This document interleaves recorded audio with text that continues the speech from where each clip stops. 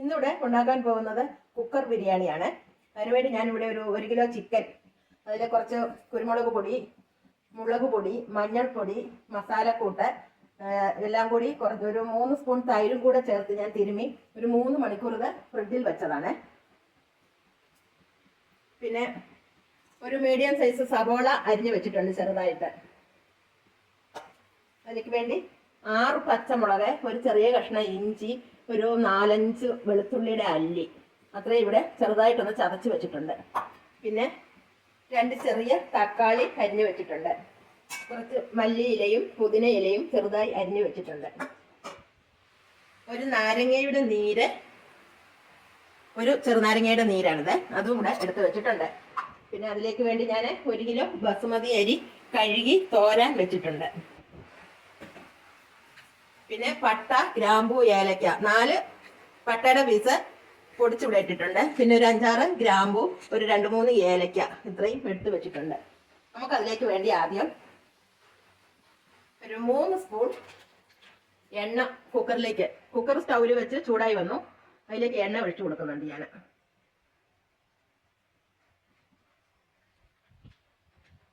ആ കൂടെ 2 സ്പൂൺ നെയ്യും കൂടി ഇട്ട് കൊടുക്കുന്നുണ്ട്.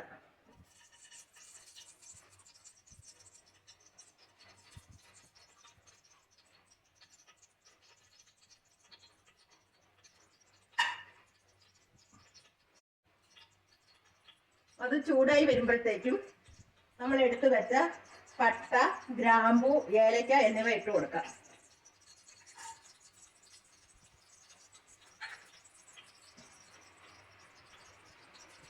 അത് ചെറുതായി ഒന്ന് മൂത്ത് വരുമ്പോഴത്തേക്ക് ചെറുതായിട്ടൊന്ന് മൂത്താൽ മതി. ആയിട്ടുണ്ട്. നമുക്ക് അതിലേക്ക് അരിഞ്ഞു വെച്ച സബോളയും കൂടി ഇട്ടൊന്ന് വഴറ്റിയെടുക്കാം. എല്ലാം ഈ കുക്കറിൽ തന്നെയാണ് ചെയ്യുന്നത്. സബോള ഒന്ന് ചുമക്കുന്നത് വരെ നമുക്കൊന്ന് വഴറ്റി കൊടുക്കാം.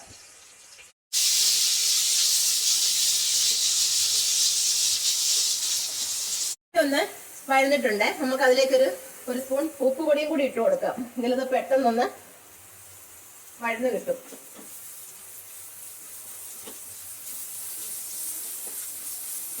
സവോള ഒന്ന് ചുമന്ന് വന്നിട്ടുണ്ട്. നമുക്കിനി ആ കൂടെ തന്നെ നേരത്തെ ചതച്ച് വെച്ച പച്ചമുളക്, ഇഞ്ചി, വെളുത്തുള്ളിയും കൂടി ആ കൂടെ ഒന്ന് ചെറുതാക്കി ഒന്ന് ചൂടാക്കി എടുക്കാം.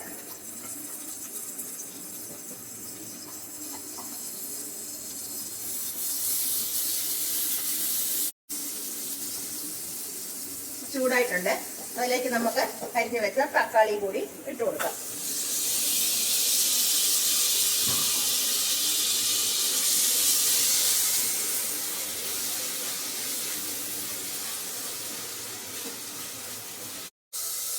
തക്കാളി ആയിട്ടുണ്ട്.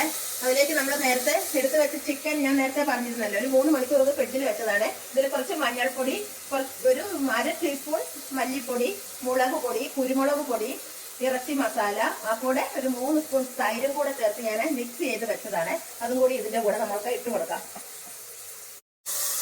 ഇതൊരു 2 മിനിറ്റ് നമുക്കൊന്ന് ഇതൊന്ന് ഇളക്കി കൊടുക്കാം.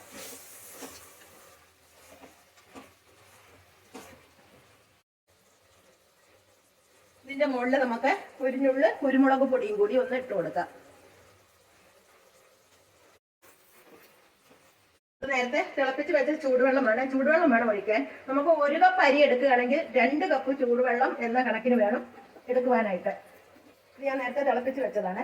തണുത്ത വെള്ളം ഒരിക്കലും ഒഴിക്കരുത്, ചൂടുവെള്ളമേ ഒഴിക്കാവുള്ളൂ.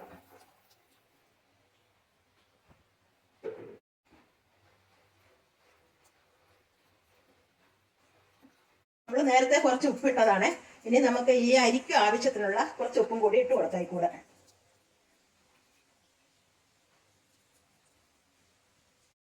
ഇനി നമുക്ക് അരിഞ്ഞു വെച്ച മല്ലിയിലയും പുതിന ഇലയും കൂടി ഒന്ന് ഇട്ട് കൊടുക്കാം.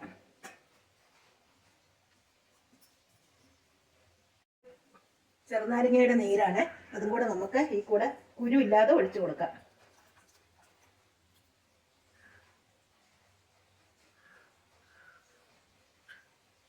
ഇനി ഇതിലേക്ക് നേരത്തെ കഴുകി വാരി തോരാൻ വെച്ച അരിയും കൂടി ഇട്ട് കൊടുക്കാം.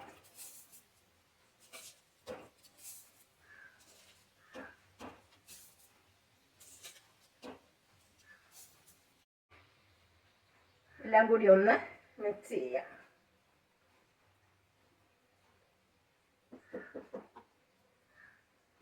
അതിനുശേഷം കുക്കർ മൂടി വയ്ക്കാം.